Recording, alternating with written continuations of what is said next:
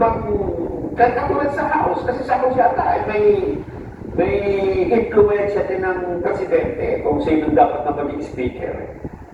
Sa Senado, hindi ko alam ano bang kalakaran sa Senado.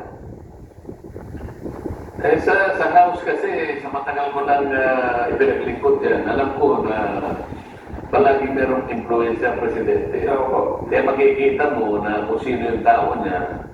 Nakita ko na eh. Ilan ang dito sa House of Representatives, sila nang tiraan ng Godan. Nadaanan ko ang Joe de Venecia. yes. Nadaanan ko yung Sani Belmonte.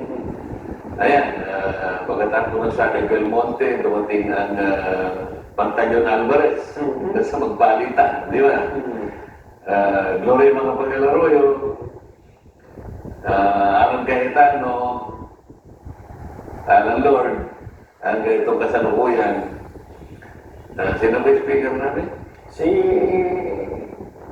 ano nga pa ba? Bayan mo na. O sige, gano'n, naging ko sa Lagi may influence. alam mo na merong influensya yung mga kanya. Kasi sa dami dito eh. Oo. Dito sa amin, hindi ko masyadong mahinuha yun eh. Hindi ko masyadong madakit. Kasi,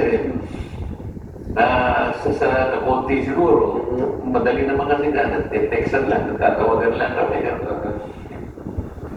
Palagay ko, mas ako siguro, mas liberal. Yan ang nararamdaman ko. Depende na lang siguro kung may mga agenda talaga na hindi maiwasan na pagka tinignan mo, ang kailangan siguro yung leadership ay kanila. Baka doon magkaroon ng influence spending siguro. Pero sa ngayon, ewan ko, wala pa naman siguro. Kaya ko naman naitanong yan kasi dun sa nakaambang impeachment case dahil ang sabi ng iba ay itatawid ng 20 years. Alam ko naman magkakaiba kayo ng pananaw dito, Sir, kaya... Debatable kasi yun, Nelson.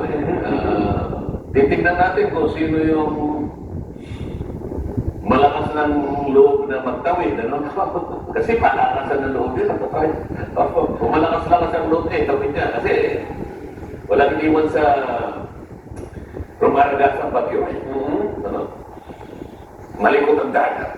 Ano? Yung pagtatawiran mo, kawayan lang yung bridge eh. Nandun sa ano eh. nga po. Nandun sa kakayahan nung kung sino man ang gusto magtawid.